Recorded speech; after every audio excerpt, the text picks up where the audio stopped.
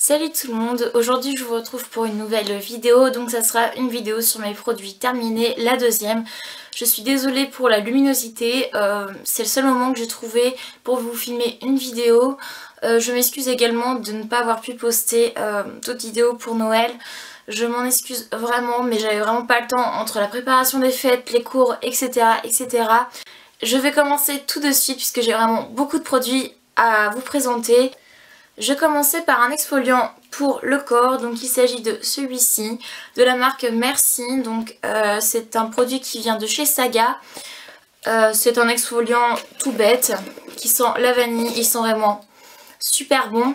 Les grains sont très fins, super.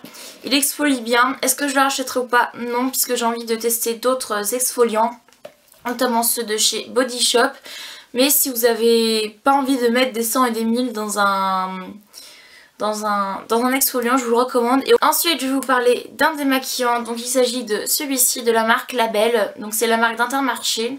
Donc c'est un lait démaquillant pour les peaux normales à mixte. Ça marche pas, ça pique les yeux, ça démaquille très mal. Je ne vous le recommande absolument pas. Certes il ne coûte pas cher, mais je préfère de loin investir dans des démaquillants un peu plus chers et qui soient sûrs pour ma peau. Par contre le packaging est bien puisqu'il y a une pompe. Deux produits pour le visage, donc il y a tout d'abord ce nettoyant-ci de chez Garnier, donc c'est un gel désincrustant anti-points noirs. Moi il n'a pas marché sur moi dans le sens où j'ai toujours autant de points noirs, je n'ai pas les pores qui ont été resserrés ou quoi que ce soit.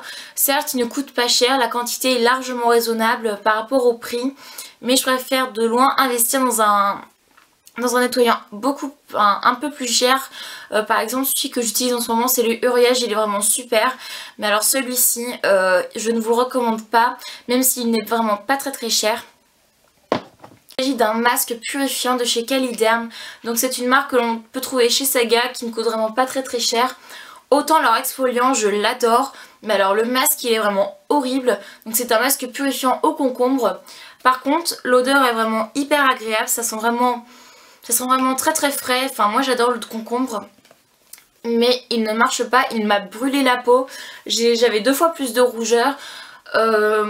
L'application est pas très pratique, enfin voilà, c'est vraiment pas un bon masque. Celui que j'utilise en ce moment est largement mieux, donc je ne vous recommande absolument pas ce masque. Un labello de chez Le Petit Marseillais qui se présente comme ceci, donc j'ai vraiment bien fini. Est-ce que je le rachèterai? Non, puisque j'ai d'autres baumes à terminer. Il est pas si bien que ça, enfin moi il hydrate pas tant que ça mes lèvres. Après je sais qu'il plaît à beaucoup de personnes, mais je ne le rachèterai pas. Si vous avez vraiment des lèvres hyper sèches comme moi, je ne vous le conseille absolument pas. Je vous conseille plutôt d'investir dans des baumes comme ceux de chez Aven ou de chez Nuxe. Pour continuer dans les soins, je vais vous parler intéressant. Je vais terminer les soins par 2 produits pour les cheveux, donc ce sont 2 bouteilles de shampoing sec de chez Saint-Algue. Je vous en ai parlé déjà dans ma précédente vidéo, mais là je ne vais pas les racheter puisque j'ai découvert que les shampoings secs, malheureusement, à force d'être trop utilisés, ils me graissaient 2 fois plus les cheveux, puisque j'aime bien avoir des cheveux propres, mais le fait que je les utilisais quasi tous les jours, ça a fait que ça a graissé 2 fois plus mes cheveux. Donc là je laisse mes cheveux au repos, je ne mets plus rien à part bien sûr je me les lave, mais je ne mets plus de shampoing sec jusqu'à temps qu'ils retrouvent à peu près un équilibre. Mais ça n'empêche pas que ces 2 shampoings sont vraiment super. Pour moi ils ont dépassé les Baptiste et ils sont dans la même gamme de prix, mais ceux-là sont vraiment super. C'est tout pour les soins, on va passer à la catégorie maquillage. Donc j'ai plus de produits pour le teint, mais c'est ce qui part le plus vite chez moi. Donc j'ai commencé sans plus tarder avec une base de chez Catrice, donc c'est la Prime and Fine Illuminating Base. Donc ils disent que c'est une base à base d'eau hydratante enrichie d'un complexe vitamine A, C, E et anti-âge. Donc c'est une base qui permet d'apporter du glow au visage.